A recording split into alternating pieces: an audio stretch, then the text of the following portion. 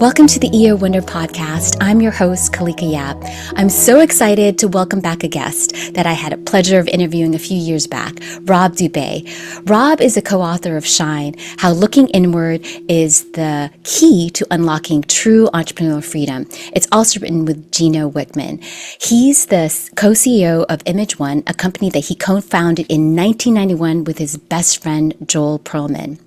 Rob has led ImageOne with a focus of genuine care and driving extraordinary energy and experiences for everyone involved. And this approach has earned ImageOne accolades like Forbes' Small Giants, Top 25 Small Business in America, and Inc. magazine's Best Place to Work. Rob is also the author of Do Nothing and hosts both the Do Nothing Leadership Retreat and the Leading with Genuine Care podcast. He's a strong advocate for mindfulness and meditation in leadership and has been meditating for 15 years daily. It's so great to have Rob back. Welcome to the EO Wonder Podcast. Hi, Kalika. Thank you for having me. This is so fun to see you again. Yes. I actually have one of those Do Nothing tumblers. I think that you send it with a, so cool. And so sometimes I drink from it. I love that. That makes my heart so warm. It really does. It really does. Yeah. It is so exciting to see you and Gino collaborating on this incredible book, Shine. And I had Gino a couple of weeks ago. And thank you so much for including me in your busy schedule. I know that you have so many things going on, and it's so great to be able to be reconnected again to talk about this really important book. Absolutely. Shine. I'm glad to be here and talk about busy schedules, Kalika. Come on. I don't think I can keep up with you. You are something else. You are one special woman. You really are. Honestly, you are. And I think that the real key to that type of freedom is what you were saying, mindfulness and meditation. I also have a daily mindfulness formal practice, but I try to be mindful throughout the day. Even before we got into this podcast, I was sharing with you that I was playing this like sound bath in a pocket device so that I could get myself centered. I wrote in my gratitude journal and I wrote down, my intention is to have a really good podcast with Rob Dube so that we could help serve other entrepreneurs. So yeah, you just gave me the chills. Yeah. So hopefully we will. Yeah. We'd love to make an impact. So I'm looking forward to this. I don't know where you're going to go with it, but I'm looking forward to it. So when I first joined EO, gosh, I think it was 15 or 16 years ago, there was this thing that they had called 360, EO 360. Do you remember that theme? It was one of their themes. Yeah. And what impressed upon me as someone who I think, an entrepreneur for about 7 or 8 years. I never knew that there was an inner and an outer journey of being an entrepreneur. I just thought it was just one journey. And this book, where it talks about the inner and outer journey of being an entrepreneur, you really impress on that fact. So I'd love for you to take us on this journey of, what is the inner and outer journey of an entrepreneur? Yeah. So, the outer is first of all, I just want to say, all your listeners, including yourself, it's good to acknowledge one of the things that we talk about in the book, which is you are driven. And I want to be mindful of not being too repetitive to discussions that you had with Gino on the podcast not too long ago. But that's really where it starts, is just that you're driven people. So just accept it. You're one of the 10% in the world that are driven. So you're in a unique category. And with that, it's a blessing and a curse. And you have to learn how to manage it.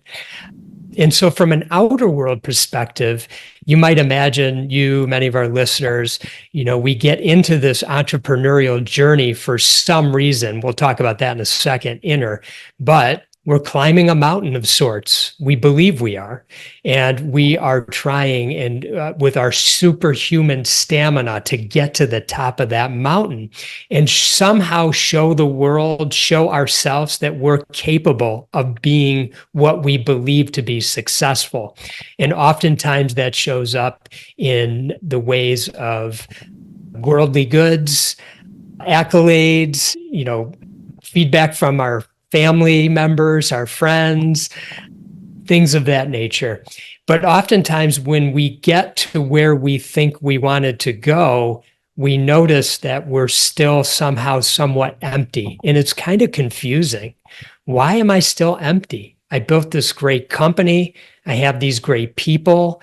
I'm earning or have made enough money that I'm comfortable in my lifestyle, or maybe and then some. And so what's going on there? And so that's where we go to the inner.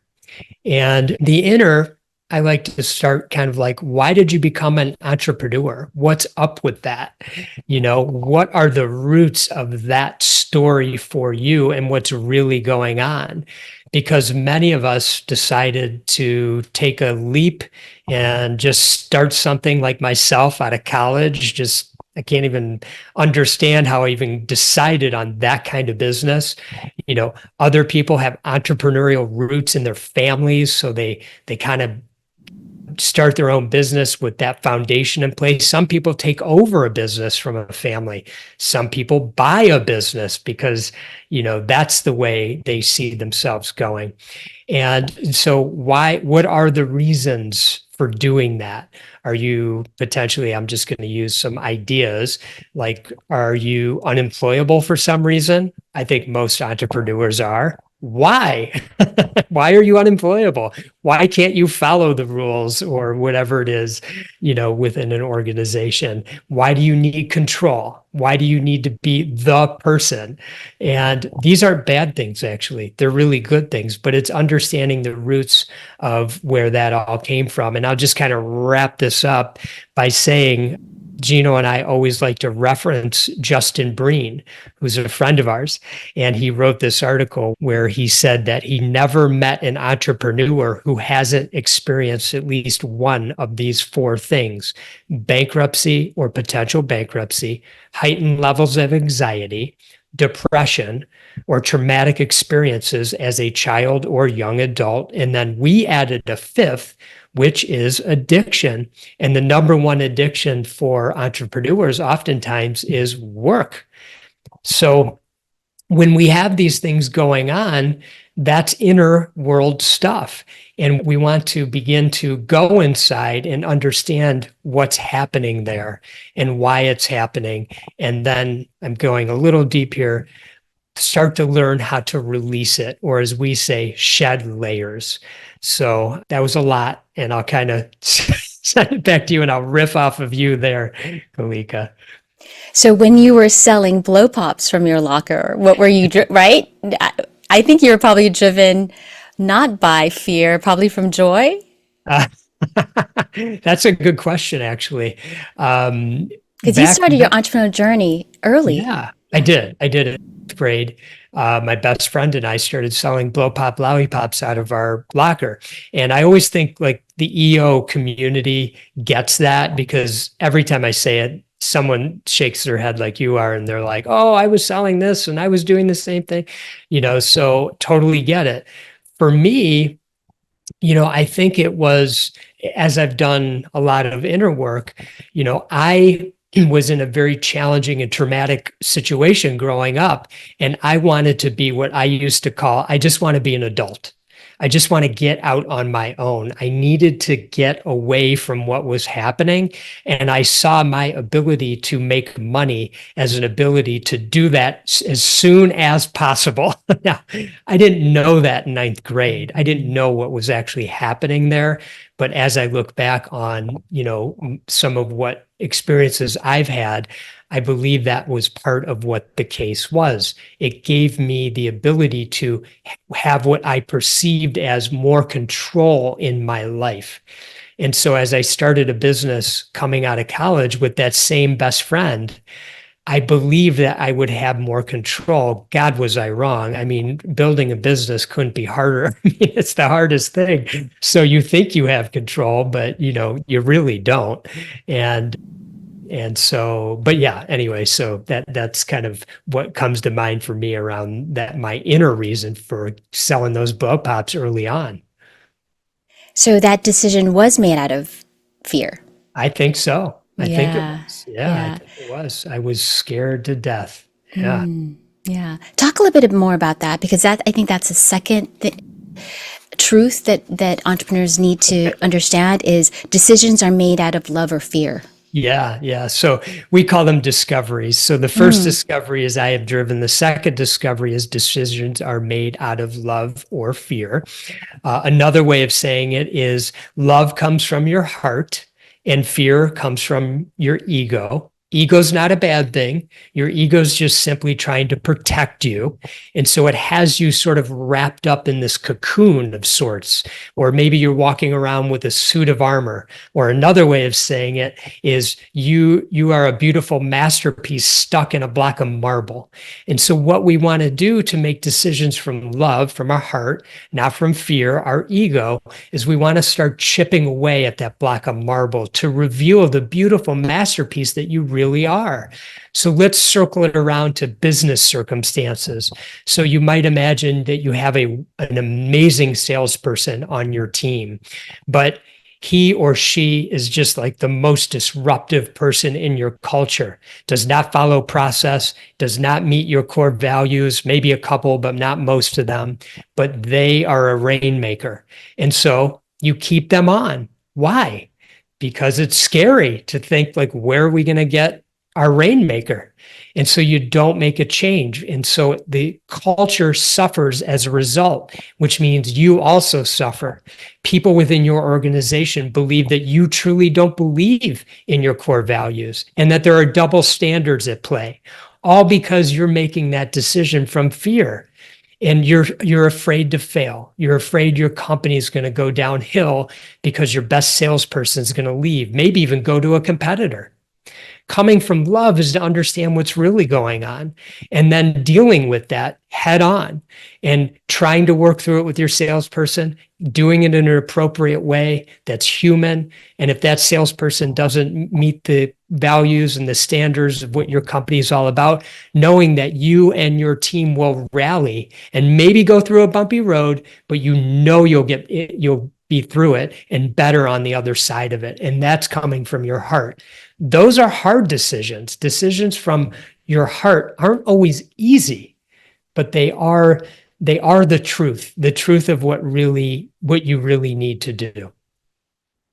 Wow, it's so true because sometimes when I'm faced with trying to fire someone, you just don't want to make that person feel bad as well, too. For sure. You think about their family, you think about how they need to make a living, and then your care goes from the care of your business, which is really the number one priority, to another type of care. Exactly. You talk about like feeling bad, and so that's like a really great inner world thing to look at.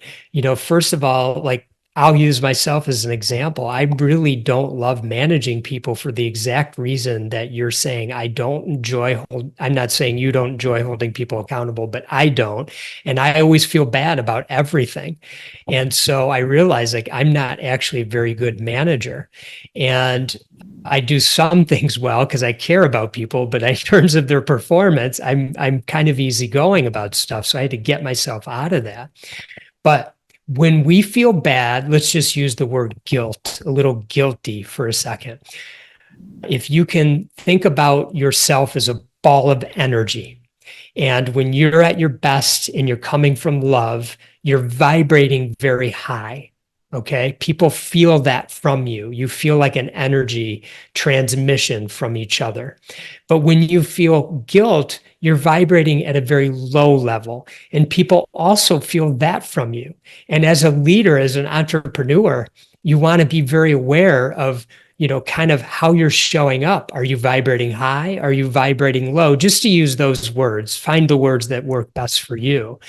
Are you showing up at a high level? Are you showing up at a low level?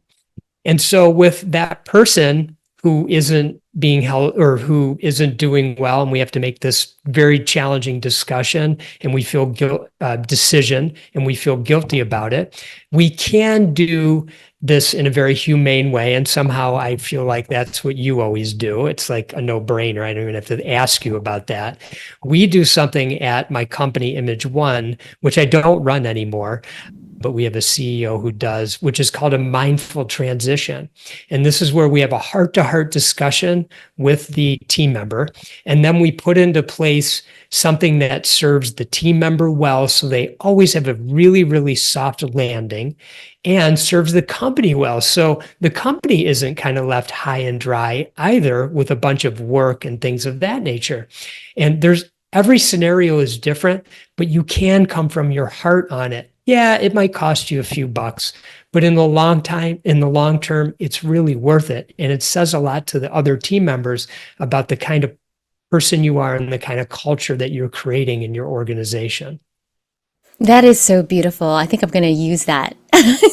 I love it. Mindful transition. In my waxing company in Honolulu, when you have to write up employees, I mean, I'm not the one writing up. I've told them to name it, instead of writing up, love notes. Oh, that's good.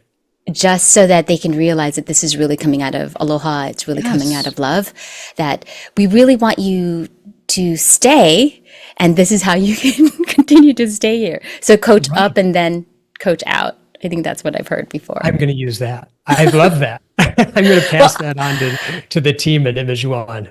Well, I got pushback from my HR person because she was just like, it's really not quite accurate because, we're trying to lead them out. But I said, but it has to come from love, right? Because why are we even giving them feedback if it's not going to be loving? So Exactly. Yeah. Exactly. Yeah, I love it. So anyway, and so one of the other discoveries is it is possible to be driven and have peace. Talk a little bit about that. That's discovery number 3.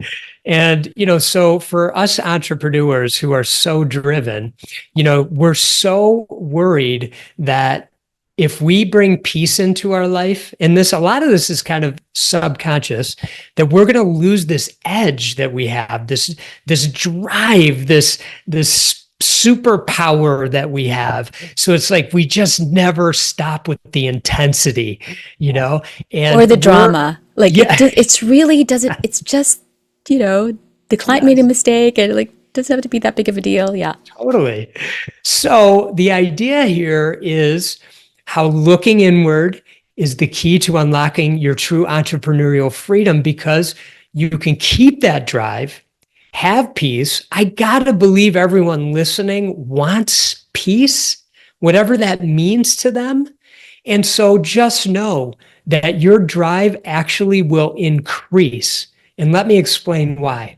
Because when you are making your decisions from love and not fear, from your heart and not your ego, you begin to find a sense of peace because things are aligning for you now.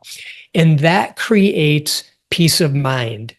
And when you have peace of mind, you're very clear.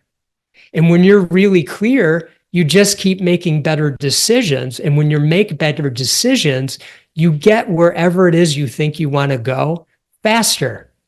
And so it all comes together there. The peace is actually a critical part of it, because when you keep your edge and all those other things that you think are what are making you so successful, they are actually blocking you from reaching your fullest potential and making the greatest impact in this world, which is pretty scary because you all are making a huge impact already.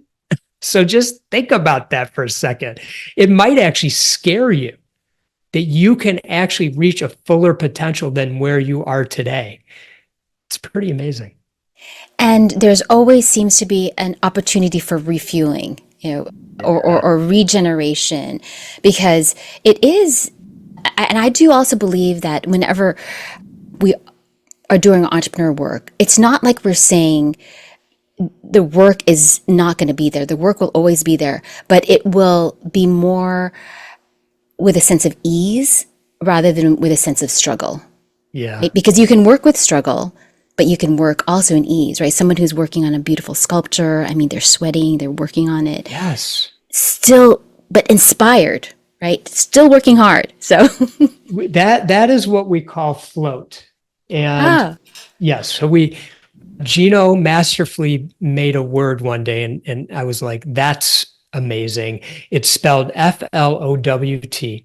And it is what happens when fear no longer drives you. It's when you are both driven and experiencing peace at the same time. It is harnessing the constant flow of ideas, allowing yourself to make clear decisions, attract opportunities, and find peace the entire time. It's letting love and peace drive you, not pain and fear. And so for us entrepreneurs, it's when we're flowing through life and flowing with our business, and it feels like we're floating. And so we can get there. It is possible. And that mountain that you're climbing, you're going to find out there is no mountain. You do not need the resistance to get up there. There's no mountain. Every moment is a precious moment in its own, and you are on your way to something special, along with a lot of lessons along the way. Those are the things we don't like. Embrace them because they teach you and they give you wisdom, and that creates clarity for what you need to do next. So how does someone make that shift? Because, they're in it, they're doing the hard work. How does someone take the first step? Should we start talking about the disciplines or should Sure. That's our foundation. Mm-hmm. It's a framework for people in their lives because the 10 disciplines are there to help you maximize your energy and still be able to find inner peace. And so when we have a strong foundation, maybe you think about it in terms of a home. Your home needs a strong foundation. When the foundation starts to crack, the rest of the structure gets a little off balance, and that's not a good thing.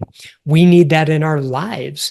And so the 10 disciplines create that for you, and they give you back your greatest asset. And your greatest asset in this world is your time. And when you have your time, which most of us give it away freely without thinking about it, about thinking about why, when you have that back, you then have space in your life. And when you have space in your life, I go back to a clearer mind. And when you have a clear mind, I've already said the rest. You know the flow from there. But you must have that foundation. One of the things that we were kind of alluding to there a second ago is the mountain. Where am I going? We encourage people with discipline number 1 to think in 10-year timeframes. So shifting your mindset from short-term thinking to thinking in 10-year timeframes. And when you do that, time slows down.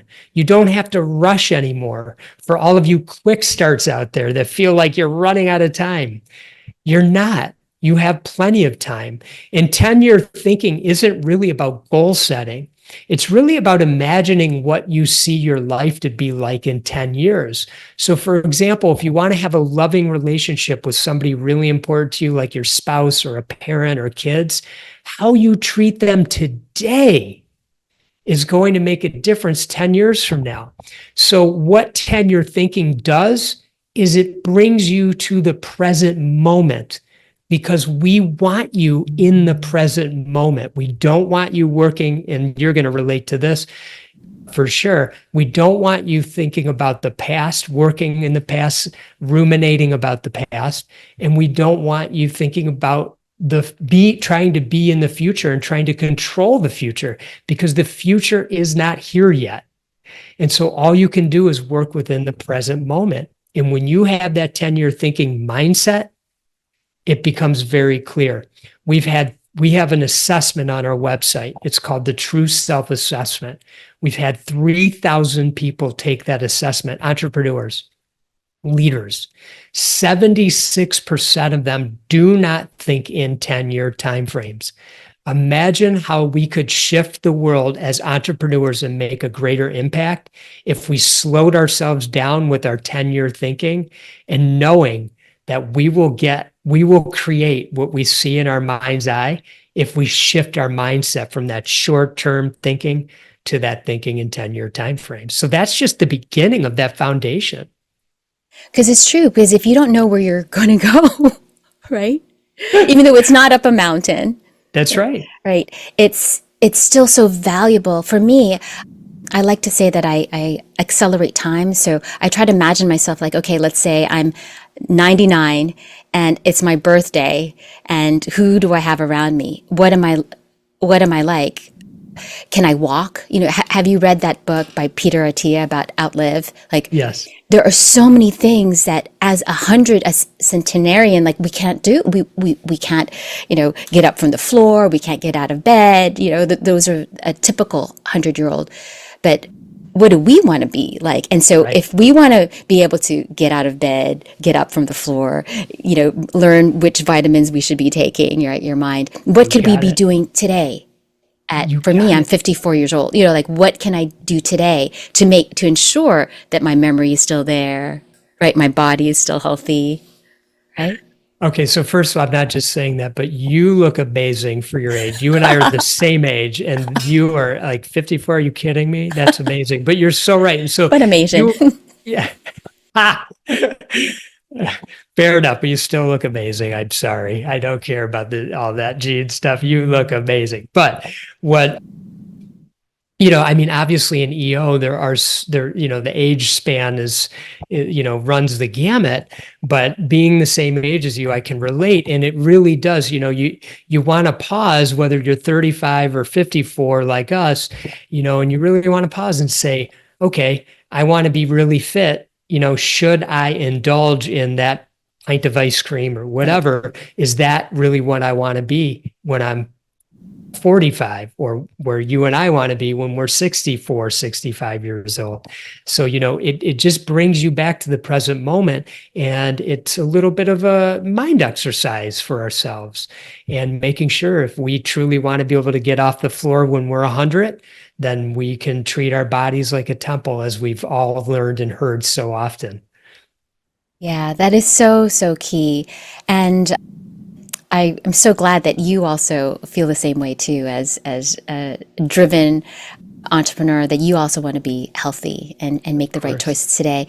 And doesn't only have to be with our body, but even just how we communicate. I was thinking to myself, like, if I say that thing to my teenage daughter, like right now, even though Yes. you want to react, is that really going to help our relationship or hurt our relationship? Same thing with my husband.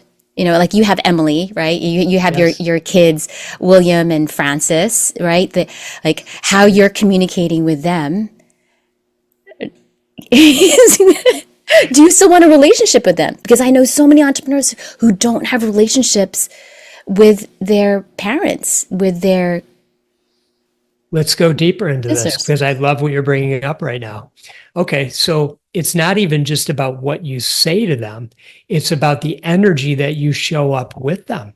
That's Okay, true. so how many out there, I'm sure there's some percentage, I'm one of them, felt judged by their parents, and their parents didn't even need to say anything, or you felt that they were disappointed, but they didn't even say a word, but you knew exactly, just standing in front of them, how they felt. So why is That the gave me inner goosebumps. yeah. Oh Because yeah, yeah. that's not even verbal communication, it's energy That's right. communication. It's Because energy. that's where they get the shame, like, oh, you didn't get that right grade, or you didn't show up at volleyball in the way that I wanted. That's That's right. terrifying for a kid. That is, and it's the worst feeling, and they internalize that. And so you're just passing that on to them. And we don't want to harm our kids. We know that. We love our kids. Like, we would do anything for our kids, yet we don't spend the time to take care of ourselves, our inner work, identify where we're blocked, where we need to shed a layer, where we need to chip away at that marble to show up for, let's just stay on the kids for a second. So, when they're sharing an angst or something that went on, that they know and feel that energy from you, that it's unconditional love. It's just, that's all it is. Like, no worries. I am here for you through thick and thin, through your celebrations and through your tough times. You got me unconditional all the way. There is nothing you for your kids, buy them all their things, send them to the greatest places. They'll like that about you. But what they will love about you is knowing that you were always there with unconditional love every moment. And if you feel in any part of you that isn't coming through, just spend a little bit of time. It's okay. We're not perfect. So start the work. And by the way, share with your kids the work you're doing so they understand. We always talk about sharing your inner story and how powerful that is. We don't say you have to shout it from the rooftops like we did in our book and when we talk on stage, but share it with somebody very close to you. I work with many clients now who are working through their inner story, but have yet to share it with their spouse. They're ashamed. They're scared. They feel that they will lose something from their spouse will look at them in a different way. They won't look at you in a different way. They will look at you with the most beautiful love you might have ever felt. And so we really encourage you to go to somebody and start to share kind of what you're going through and what you're uncovering about yourself. Yeah, and that you're not perfect because, as kids, you look up I looked up my parents and I thought that they were perfect, and realizing that they also have these vulnerabilities really brings you closer. So my daughter yesterday just found out that she didn't make the varsity team, which she was really hoping to do. And my husband shared how he was cut from his baseball team. And I don't think he ever shared that with her. It's one of the toughest things that, someone my daughter goes to Harvard Westlake, which is like the #1 school in California. Like it's a pretty competitive, big, prep school. And, and then when, and I tried calling her, she wasn't picking my phone. But when I went in a room and I just gave her a hug, and I'm just like, you're just the best. Like, you can't fake that. Like, you really need to, just like you said, like they can feel that the disappointment if you show up with disappointment. So even if you are disappointed, you can center yourself, because I was disappointed. She's been playing on that team since she was 7th grade, and ninth graders got on the varsity team. So it's like you could just go down that route, or just say, let's just make it happen and just make the best of it. And one thing that also really helps me too is being really grateful for whatever you have, because they said that no juniors were able to go on the JV team, but the coach allowed it. And then she was just like, like JV. I'm like, you should be thankful that you have a team to play with. Right? Yeah. Because otherwise you won't be able to exercise, you won't have the team spirit. So getting into a field of gratitude helps me shift whenever I feel anxious. Having gratitude, we talk at discipline number 10, which is actually be humble. And that's viewing yourself as an equal to every person on the planet. But we say we could have called that be grateful, because we never met somebody who was humble, who didn't have a daily practice of gratitude that was intentional. And you're so right. The other thing that came up for me during that beautiful story you shared about your daughter, thank you for that, by the way, is that, and it's so hard for us parents, at least for me, I should speak for myself. And, you don't want them to feel pain, and so we look for all the reasons why. The reasons are much greater than we could ever imagine. And each one of us, you can take this for whatever it's worth, depending on how you believe in things. But each one of us is here, and we learn lessons along the way.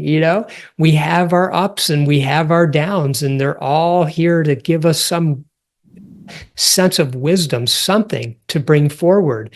We're growing, we're contracting, we're growing, we're contracting. And it's really beautiful. And hey, it's hard. When things don't go our way, we feel pain. So how do we deal with the pain?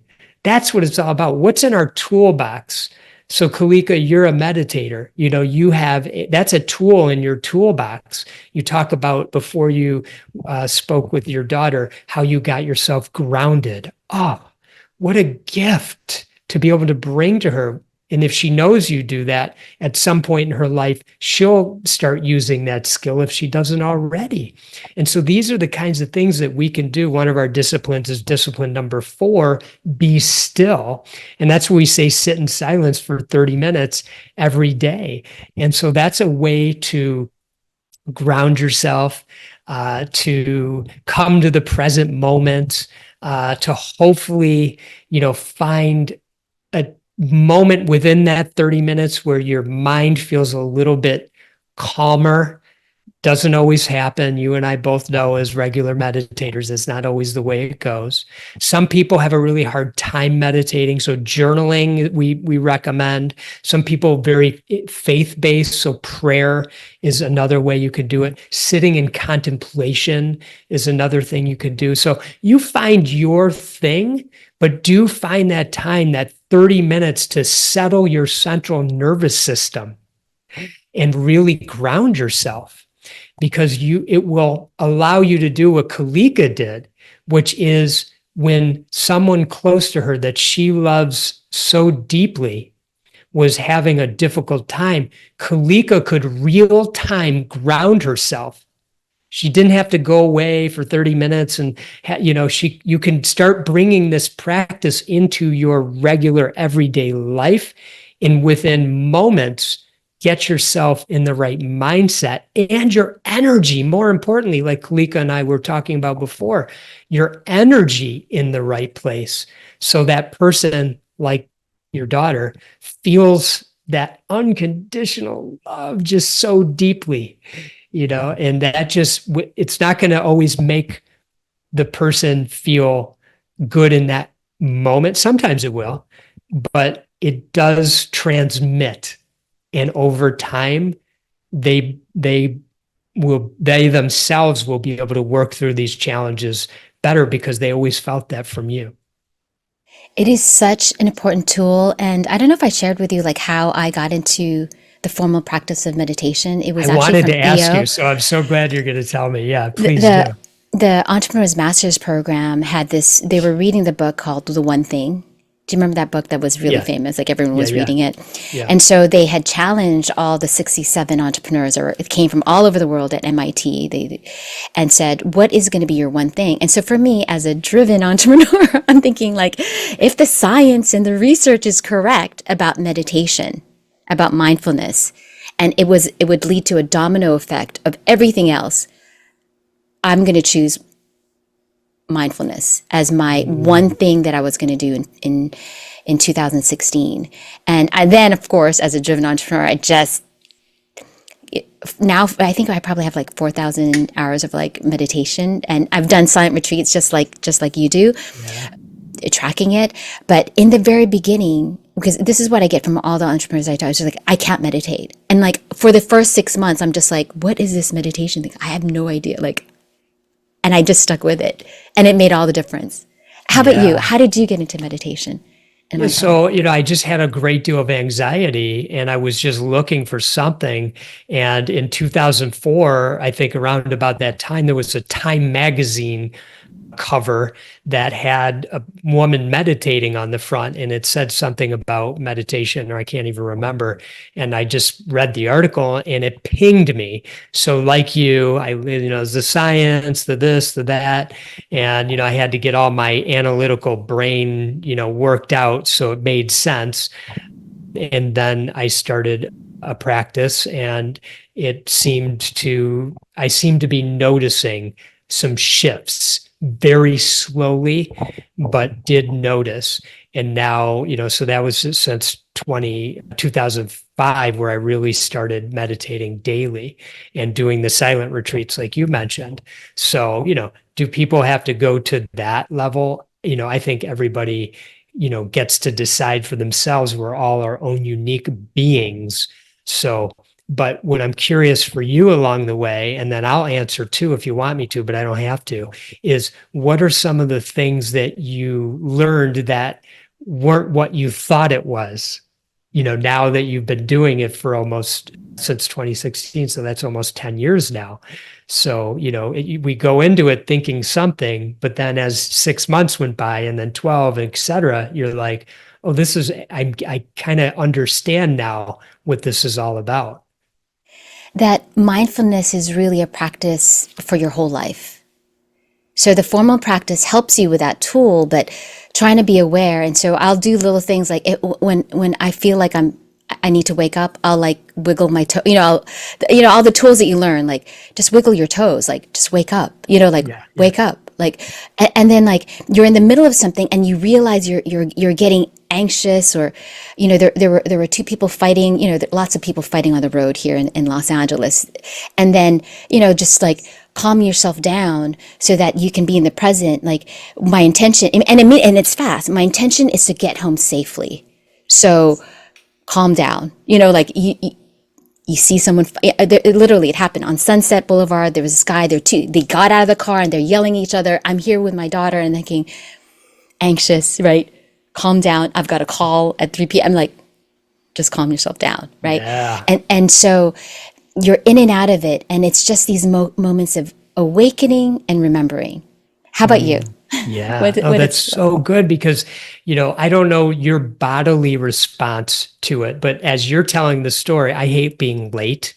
And so if I'm in traffic and I have a 3:00 meeting and I'm looking at the time, like right here, and for those that aren't watching, it's my chest area down the middle is where I start to feel like, oh my God, I'm going to be late. What can I do? I got to get there, et cetera. And so your ability to bring the practice, and as you said, it's like a millisecond. It isn't like this whole schmeal that you have to go through. You just learn from your daily practice when, as we like to say, you're sitting on the mat, or in your chair or whatever it is way that you do it, is you carry that over into the car and you breathe into the area and you just kind of slow yourself down. And then you realize like, oh, it's all going to be okay. Like it's not a big deal,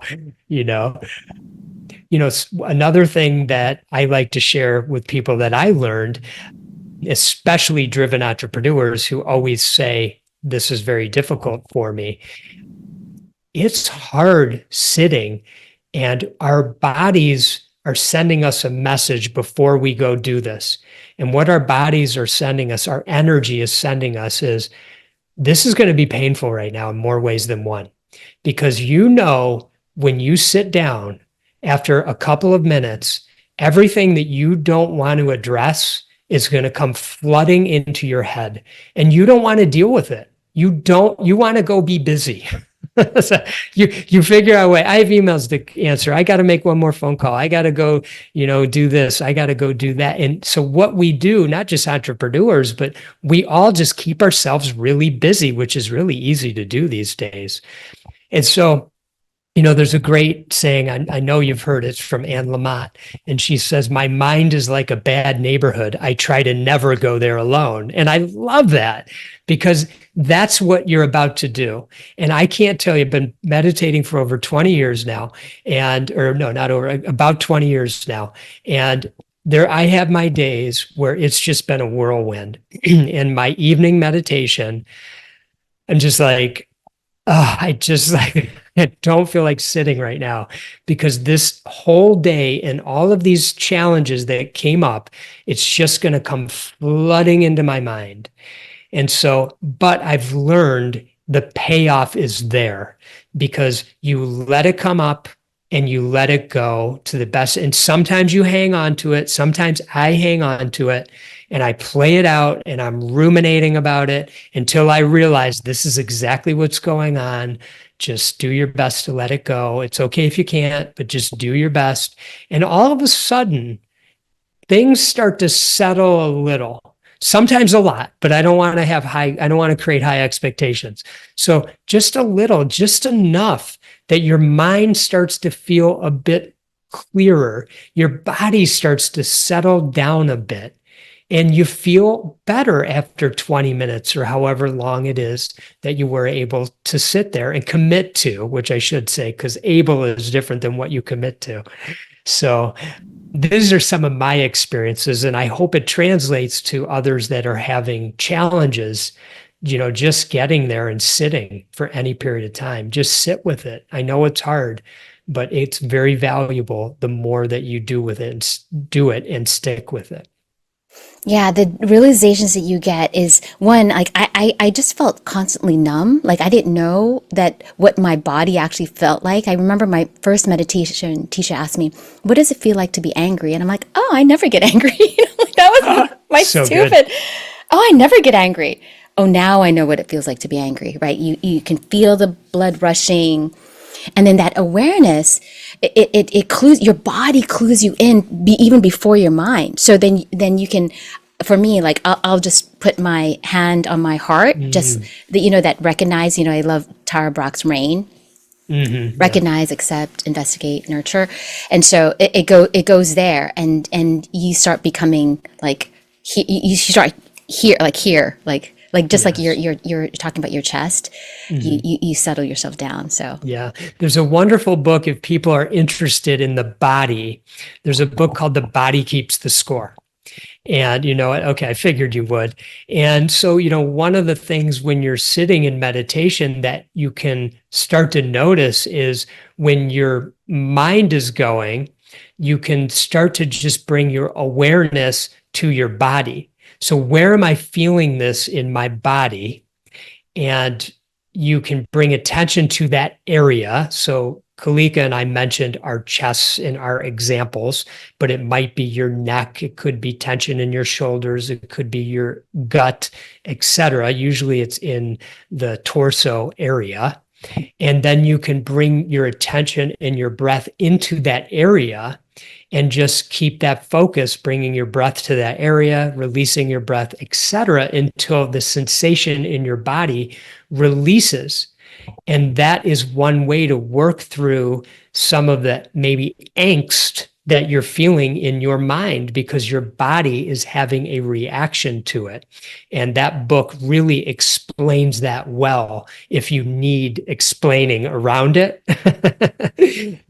because our bodies are really the messenger, really, they are. was that Peter Levine who wrote that? No, No, it's who's best Bester Vander something, but okay, yeah, okay, it's okay, something like okay. that. Yeah. Got it. So yeah, so the body keeps the score. The Okay. body keeps the score. Yeah, yeah, Yep. yeah. Phenomenal book. And yeah, so having these disciplines, be still, be humble. Is there anything else in the disciplines related to the inner life? Know Well, I themselves, think take time they off. all know thyself is discipline number 3. And this is where we want you to be you 100% of the time, 24/7, 365. And what we often do is we show up as a chameleon.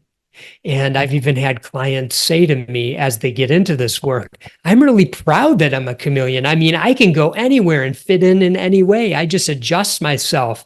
And I think, that pains me to hear that because you're adjusting who you really are because you aren't all of those things. And so people want the authentic you. They love that. And I always like to use the example of, say you're at an EO event and you're meeting some new people and you're having a conversation with somebody and they walk away and you think to yourself, that person kind of had a weird energy. I'm not sure about that person. And that's somebody, what you're picking up on is inauthentic energy. So that's what you picked up on. And so we've all been there. We've all felt it. And so we know it's a thing. By the way, the opposite happens. You have a conversation with somebody and they walk away and go, oh my God, I love that person's energy. I want more of them. I am drawn to them. I need to get their number. I need to connect with them for coffee. That's somebody who was bringing authentic energy to you. So just know this. People are picking up on your energy as well, and they're walking away from the conversation with those same thoughts and feelings about you. And what they desire is your authentic self. So now, how to really find out your authentic self is to begin to do the inner work. So, as we like to say, to free your true self. That's where you've chipped away all the marble and the beautiful masterpiece that is you is standing right there. That's where you take off the suit of armor. It's like if you're a runner and you're running in a suit of armor or you're running in shorts and a t-shirt, which feels lighter? Obviously, shorts and a t-shirt. It's like the cocoon. And when you look at a cocoon, you see all these dots, and all these dots on this cocoon are your blocks. There are things that are getting in your way. And so we need to address every one of those little dots. And as you address those, the cocoon begins to dissolve. And then there's a beautiful bright light that's shining in there. And that's you. That is you. And so that's why this work is so wonderful and beautiful, because you just start to get freer and you start to truly know thyself better than you could have ever imagined. You know, a great exercise that we always encourage people to do is to write a "who am I" statement. And so version 1 for most people is kind of outer world focused. I'm a good husband. I'm a good, father. I'm a good friend. Those are outer world things and wonderful things. Don't get me wrong. But I encourage you to start there and then do some inner work and begin to reflect and get even deeper into who the real you, who you really are inside there, because that's what the world wants to show up. So that's another one. Well, who are you then, Rob? Exactly. I mean, you and I could go real. Yeah, well. Share.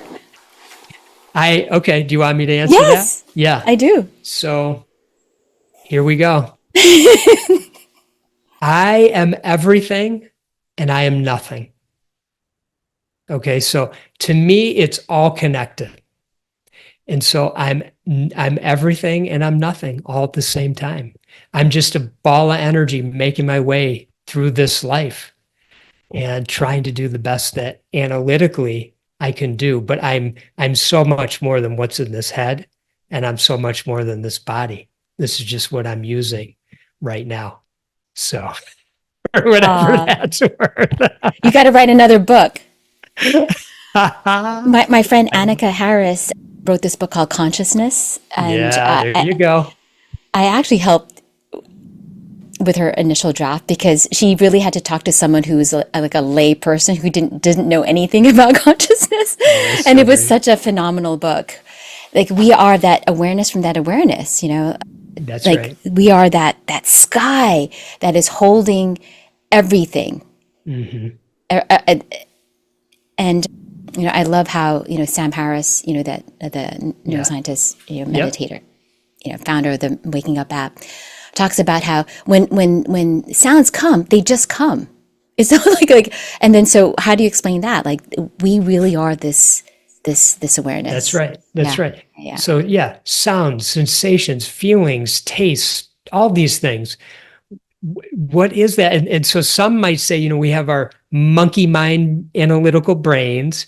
We have the body. We call it our body. Okay. And then there's something you said, awareness of being aware. I think you didn't say it that way, but that's what I took from it. So what is that awareness? Now you and I are going a little deep here, so we might be losing people. You tell me when to shut up.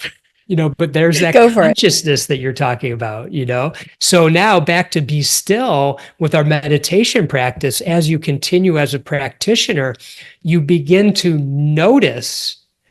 So it's hard to communicate these concepts, right? Because it's all from your analytical mind and communication, words coming out of our mouths. But you have your awareness that's noticing your thoughts. What is it that is noticing your thoughts? Just ponder on that, you all. What is noticing your thoughts? How do you know what you're thinking? What is that? Is your mind watching your mind? Can you find your mind? In other words, if they open up your brain, do they say, there's your mind? No, a surgeon can't find your mind. They can't find your thoughts either. Where are they? Are they in your brain? Can we pull them out when we see your physical brain? No. So, okay. And I think enough of that, right? Well, no, I think that maybe we could just close it to say that the reason why people are in angst and don't have freedom is because they think that they are their thoughts. That's right. So if you're aware of your thoughts, let's say you're saying, people always talk about imposter syndrome, all the things that they aren't. They always think the worst of themselves. And so if you are not that thought and you're the person just thinking about that thought, there's a lot of freedom in that. Yes. Yes. Right? It's so true. There's so much freedom. And when you feel free, you could be your true self and then you shine. And that's what it's all about. And it comes back to the book. Okay. It all goes back to shine. All right. So know thyself, be still, be humble. Yeah. What other ones do you want to, can we Another talk hard about, one for people, 77% of the 3,000 people that have taken our assessment so far do not know their 100%. And that's where we ask people to decide on and commit to the perfect number of hours per week and weeks per year that you will deliver your impact to this world, your value. And so when asked, what is that container for you, that work container where you're going to get the most energy and do the best stuff that's going to make the most impact, how many hours is that per week for you? And commit to it. And people have no idea. They don't even know how many hours a week they're really working. They're guessing 90% of the time. And they're also not thinking about when they go outside the margins, like on the weekends, and they're checking their email or sneaking off to their home office to do an hour and a half worth of work. They don't count that because they're only thinking Monday to Friday, but you have to count all of it. And when you find the perfect number of hours per week and weeks per year, and then you create your work container where you're going to make the greatest impact, and when you stay within those boundaries, that's where you have the greatest energy. So when you have the greatest energy, you get it. So if you say 40, I'm just going to use the regular 40-hour work week. So nobody in this that's listening is doing 40. There's some unicorns out there in the EO world that are like 30, 20, that's awesome. Or 4 hours. Or 4, yeah, they're out there too, for sure, and good for you all. But most are working 60 hours plus, okay? And so let's just say you pick 40. So now you've just said to yourself, I can't go outside the boundaries there. I can't go outside the lines.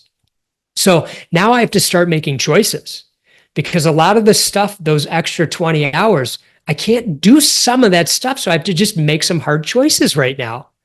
And so once you start doing that, you really make yourself determine what matters most. And when you're doing what matters most, it's the most impactful stuff. And you are going to be laser focused when you're doing it because you don't have time to waste. Remember, time's your greatest asset and you're wasting it. Okay. And you want to make the greatest impact and deliver your value, your impact to the world, your superpower. Lean into that, get in that box, pick the 100%. And when you notice 42 hours, that's where you start to lose energy, then it's nothing more than 40 because around 1 or 2 hours after that, I'm exhausted. And now it's just diminishing returns and I'm doing busy work and stuff I shouldn't need to do. And so once you're clear about that, then you have to look at 2 other disciplines, which is don't do $25 an hour work, or more importantly, don't do work below your pay grade. Now, most people don't even know their pay grade. They know what they make. But if you take let's just use this as an example. I'm just, spitballing here. Let's just say $200,000 a year and you're working 60 hours a week. So do the math on what your hourly rate is. I don't know the math right now off the top of my head, but it's probably not as high as you think it is. Okay. So take your annual compensation and divide it by the numbers you're truly working. Don't fool yourself. And start looking at your hourly rate. You're probably paying your attorney way more than that. Okay. So now we need to maximize your time. Okay. And so you're doing the most impactful stuff and your income's going to rise, as will your hourly rate. The other one that people get caught up with is saying no. So discipline number 6 is say no, ... often. And say no to anything that doesn't fit into those first 5 disciplines. And most people have a really hard time saying no because they feel guilty. They have FOMO. They don't want to let people down. They like being the helper. A lot of us entrepreneurs, one of the reasons we're in business is we want to be the person. So when people come to us, I got you. I'll take care of that. Don't worry. Right? So there's inner work that needs to be done, because the more you say no, once you know what things are most important for you to do in your 40 hours or whatever your number is, you know that you have to start saying no, N-O, to people. And know that if they're disappointed in you, that's their stuff, not yours. Because you're going to make a greater impact in the world because you're saying no. So there's a couple that take us deeper into the inner work and help us make a greater impact. And I love how they feed into each other, because if you knew your 10-year thinking, then, right, you know yourself. And if you know yourself, then you know what your 100% is. And when your 100% is, you're going to say no and not do $25 an hour of work. Right. And then if you're still and you're humble, then it's just, it all they're leads. all connected. They're all connected. And right? That's why it's a foundation. Right. And if you have cracks in your foundation, there's a problem. You have to have a strong foundation. And some entrepreneurs, especially visionaries, they don't want that structure, and discipline scares them. And this is the one thing. It's actually not actually that hard. Once you incorporate in your life, you've used the word, it's so freeing. Because once you have that strong foundation and you notice how easy these things are to keep on track with, then everything starts to open up, and you're visionary. Your creativity is going to skyrocket. Okay. And you're going to be able to take all those ideas and those world changing stuff, and you're going to know exactly what to do with it. Because right now you're frozen. You have more ideas than you know what to do with. And then you don't do anything with any of them, or you make bad decisions with the ones that are there. And so this is actually so empowering and, as you say, freeing for you. So just you work on the foundation and the rest starts to fall into place.